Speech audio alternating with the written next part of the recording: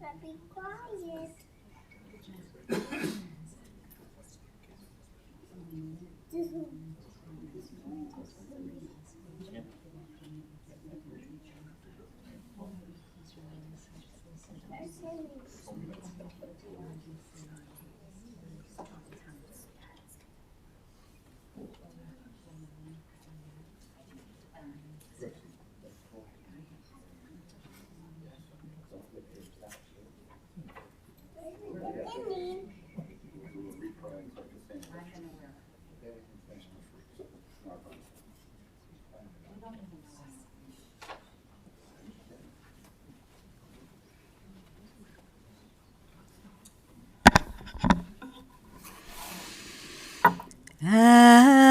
Seryna harim me'ayin yavo Ezri me'im Adonai oseh shamayim va'aretz. Hine lo yanum velo yishan shomer Yisrael. Hine lo yanum velo yishan shomer Yisrael. Seryna harim me'ayin yavo Ezri me'im Adonai oseh shamayim va'aretz. I lift my eyes to the mountains. What is the source of my help? My help comes from Adonai, maker of heaven and earth. God will not let your foot give way. Your protector will not slumber. See, the protector of Israel neither slumbers nor sleeps. God is your guardian. God is your protection. God at your right hand. The sun will not strike you by day, nor the moon by night. God will guard you from all harm. God will guard your soul. Your going and your coming, now and forever.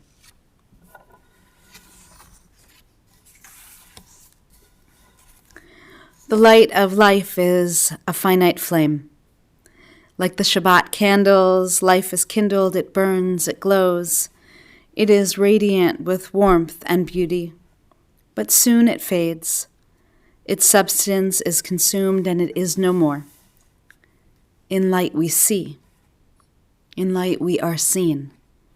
The flames dance and our life burns down and gutters. There is an end to the flames. We see no more and are no more seen. Yet we do not despair. For we are more than a memory slowly fading into the darkness. With our lives we give light. Something of us can never die. We move in the eternal cycle of darkness and death, of light and of life.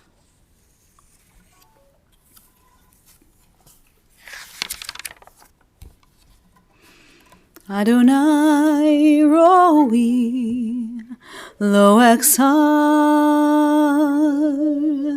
bino tedeshe yarbitzeini alamei menuchot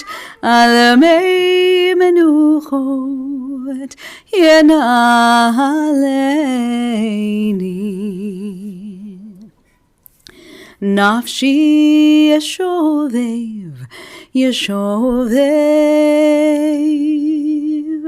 yancheini v'magelei tzadak, yancheini v'magelei tzadak, leman shemo.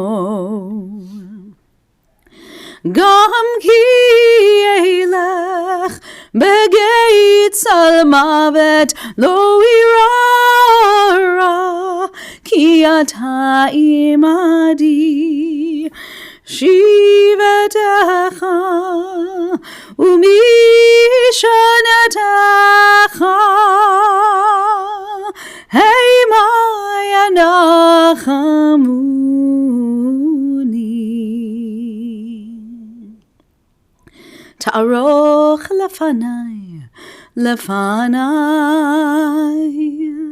shulchan neged zorai dishanta vashem roshi kosi revaya ach tov v'chesed yirdefuni kol yemei chayai kol yemei chayai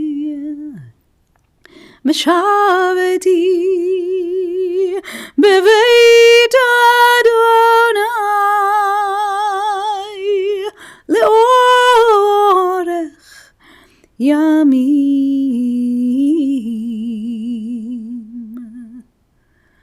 Adonai roi lo echsar Adonai roi lo echsar.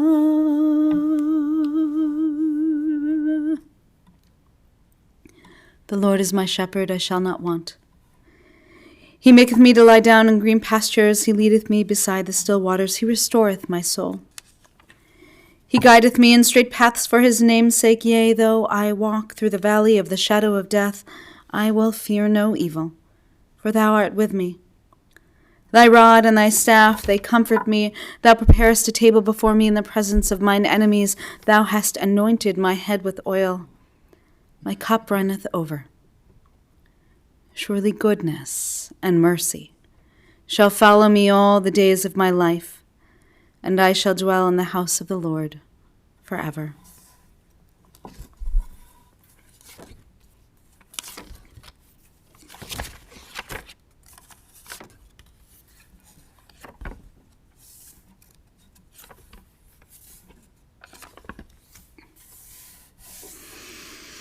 We are an ancient people, and we are well acquainted with grief in the valley of the shadows. Death and sorrow, they are not strangers to us, and yet the centuries have taught us that a good name endures beyond the grave, and that there is strength in faith. So we say with Job, Adonai Natan, God, you have given. You gave us a loved one who will not be forgotten. For all that was good and enduring in her life, we offer the deepest thanks of our hearts. Adonai Lakach, and God, you have taken away. So we pray now for the strength to turn our broken hearts into an altar of trust before which we acknowledge your sovereignty and love, as we say now, Yehi Shem Adonai Mevarach. Blessed be the name of God now and forever.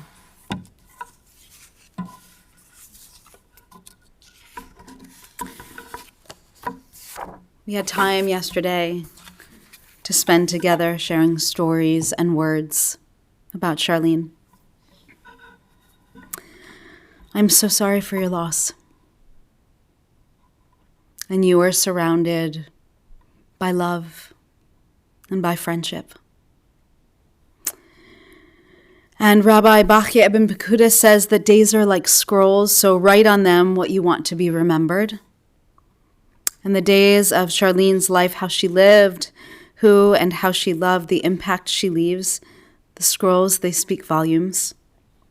And from the words that you shared with me, I know that Sharlene was a woman who lived life her way, who was devoted to her family, and who drank the cup of life to its dregs for as long as she possibly could.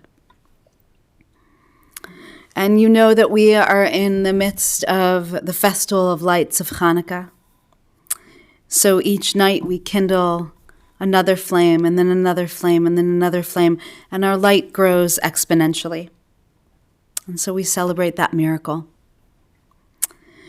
And we know that it truly was a miracle and that the Maccabees, they had a core set of values and they were not willing to compromise them.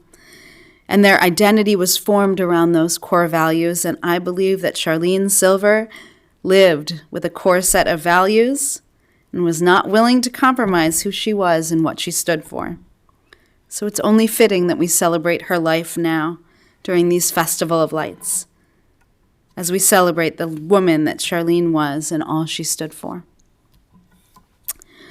Sharlene grew up in Albany Park. She was the oldest of 3 children, and you shared with me that childhood was not so easy for them. Their parents ran a strict home. They were tough, and this is probably where Sharlene learned her parenting style, you admitted. And yet, as you shared with me yesterday, despite their parents ruling with an iron fist, Marcia had fond memories of growing up with Shar. She said she called Sharlene sister, which was a sign of respect, until one day you apparently called her Sharlene and she didn't answer you. Until she went to your mom, and your mom said, you know, you can answer when you're called by your actual given name. And of course, you also remember sledding down Bunker Hill, flying off the sled, and Sharlene immediately wanting to go again and again. And we know that Sharlene found her passion in education. And since her father did not believe that women should be educated, Sharlene put herself through college. She was resolute and did not let her father's views deter her from pursuing her passion. She taught in the Chicago public school system till she met Marty and got married. And when Warren, Paul, and Lainey were finally old enough, you told me she went back to school. She substitute taught, eventually getting assigned to a full-time sub job, and then taking over running a library, until she went back to school to get her master's in library sciences. And after she retired, she continued to volunteer in the school system, spreading joy through reading. Sam, you told me that you remember your Bubby wanting to instill that love of reading in all of her grandchildren, so much so that she would have reading time when you slept over at her house 1 hour. 1 hour would turn into 2. 2 hours would sometimes turn into 3. And once, Emily, you were having a sleepover, and Sharlene came over dressed up in a spooky costume to read ghost stories to your friends. I can only imagine what they all thought. And of course, she met her beloved Marty on a blind date. They ended up staying in because his eyes were dilated, something like that. They played cards. He didn't love playing cards, but he played them anyway because he liked her. They dated for about a month. They got engaged. They were married 6 months later, just 1 week after she graduated from college. Apparently, it was the biggest graduation party ever. And I asked you why they loved one another, and as you said, opposites attract. Your dad was quiet, reserved, and your mom was, well, she was loud. And Lainey, you summed it up beautifully when you said, I had a front row seat, and I'm not sure how to answer your question, but I can tell you that the same look that was in his eyes in their wedding picture was the same way he looked at her at the end of his days. How beautiful it is to witness your parents look at one another in that same light after over 50 years of marriage, or on the day, the way they looked at one another underneath the chuppah. And as reserved as Marty was, Sharlene loved to play cards, loved her friends, loved mahjong, canasta. She could strike up a conversation with any stranger at the drop of a hat. She even, you said, liked to tell knock-knock jokes to kids she met in a restaurant, of course, only asking their parents if she could talk to them, and then she would proceed to tell them jokes. And Howard, you were only 8 years old when Sharlene and Marty got married. And you said she was a wonderful woman. She was a tough cookie with a firm way of raising her children, but she was fair. She was outgoing and the loudest one in the crowd. And as you grew up and matured and you met Barbara, your relationship became a friendship. You became part of their group, and together with Phyllis and Larry, you shared so many wonderful memories together. And Phyllis, you told me that Sharlene taught you to play canasta. You made gefilte fish together, running over to your mother's house to make sure that she gave the approval. And as couples, you saved your money so you could travel together. You went to Scandinavia, you went to Israel. And Barbara, you remember that she and Marty always hosted holiday dinners. And even though their place was small, there was always room for everyone. You spoke every Sunday. Scheduled, of course, she was a planner, but just not at 10 because that was reserved for her conversations with Paul. And Paul, you remember your mom always having friends over. You would all go up to bed as kids, but you remember hearing the clacking of the mahjong tiles and everyone laughing. And as a grandmother, Sam, you knew that you were loved. She taught you all how to play cards, the endless games of Scrabble on the set that your mom and uncles used to play on when they were little. She loved to show you classic movies, the VHS tapes. And she loved that her Sam and Seryna would take care of her when she came over to your house. Be a dear and get me some water, she would say, always followed by a million thank yous. And Emily, you remember sleeping over at Bubby's house, and she made everything fun. Of course, there was the Disney commercial you saw when you were 3 years old and the subsequent promise of Bubby that she made to take you when you were 5. She kept that promise. And it meant the world to you that Abram got to know his Gigi. And Lainey, so many reached out to tell you how much Shar was loved and will be missed. As Charlene's health deteriorated, she became more and more dependent on others. She didn't want to be a burden to anyone, though. You were worried that she would wear out her welcome, so to speak, with her friends. But as her next-door neighbor said to you, she was an active part of the condo association. She hung out with the lunch bunch group, and she was so grateful for those connections, and her friends didn't feel at all that she was a burden. They loved being able to help, and they appreciated her companionship just as much as she appreciated theirs. Indeed, Sharlene leaves behind a legacy of which to be proud, one of strength and determination. She would tell you to develop a love of learning and reading, to live life to the fullest. Be welcoming to everyone you meet. And don't forget about family. Family's important. Learn the magic words. Hocus pocus, please and thank you. And show patience when you teach them to others.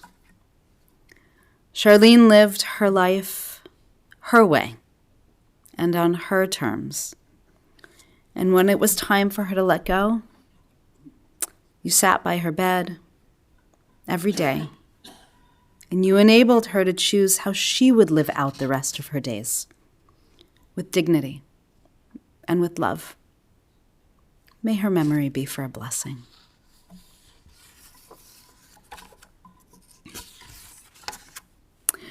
There are stars up above, so far away we only see their light long, long after the star is gone. And so it is with people that we love. Their memories keep shining ever brightly, though their time with us is done. But the stars that light up the darkest night, these are the lights that guide us. As we live our days, these are the ways we remember.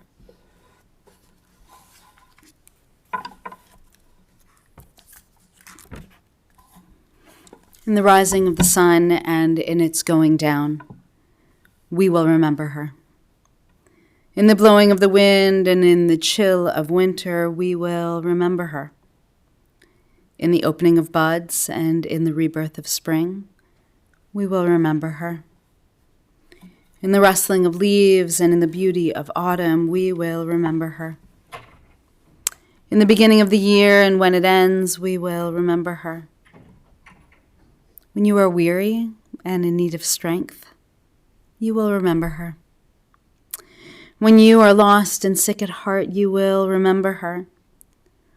And when you have joys you yearn to share, you will remember her. So long as we live, she too shall live, for she is now a part of us. as we remember her. If you are able now, I ask you to please rise.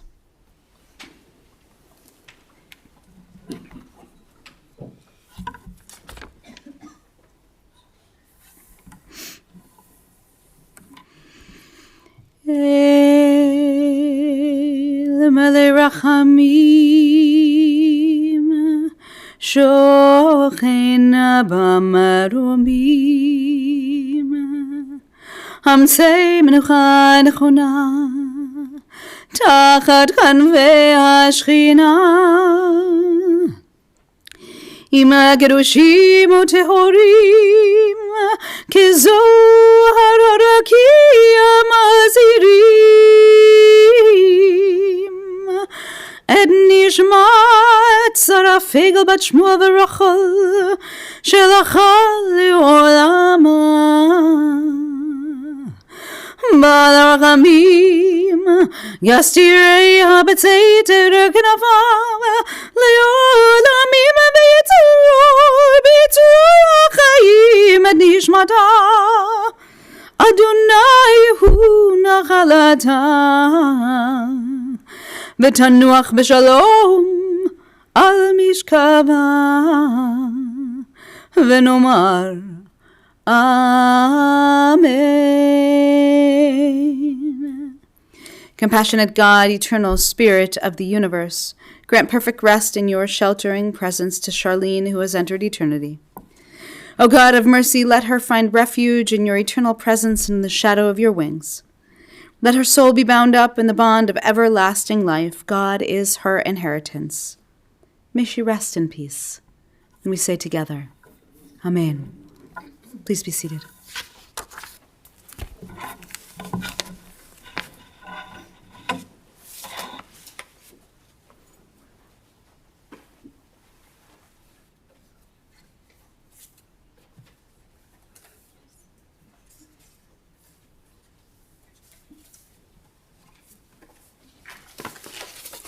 Friends, this does conclude our service here in the chapel. Interment will take place immediately at the family's plot at Westlawn Cemetery, 7801 Montrose in Norwich. Upon return from the cemetery, the family will be sitting Shiva at the clubhouse at the Valley Low Towers, 1910 Chestnut Avenue in Glenview, until 9 p.m. this evening. Memorial contributions in Charlene's memory can be made to the Parkinson's Foundation. That information, as well as the Shiva information, is available on the service folder you received on the way in. If you did not receive one, they're available on the way out. And for those who are online, that information is on our website as well. A procession will be forming to the cemetery just outside in our parking lot. If you're joining the procession, please make sure you obtain an orange funeral safety sticker to place on the inside portion of your windshield, as well as a magnetic flag to place on the rooftop portion of your vehicle. When in procession, please make sure that your bright headlights are on at all times, as well as your hazard lights. Please drive as closely as safety permits to the car in front of you. Please use your horn liberally while in procession, especially while going through intersections. And I ask that you please don't use your cell phone while en route. This time I'm going to call the individuals who have been asked to serve as pallbearers to please rise and step forward and stand next to Charlene's casket. And if I could ask everyone else to please rise if you're able as we escort the casket, the cantor, and the family from the chapel as well.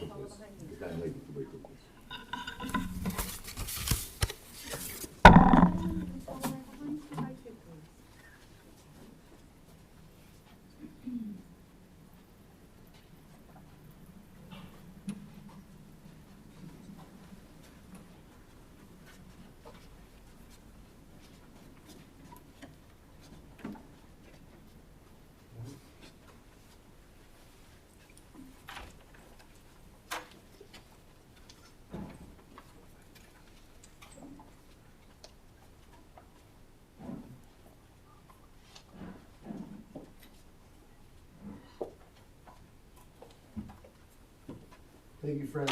If you're going to the cemetery, please go directly to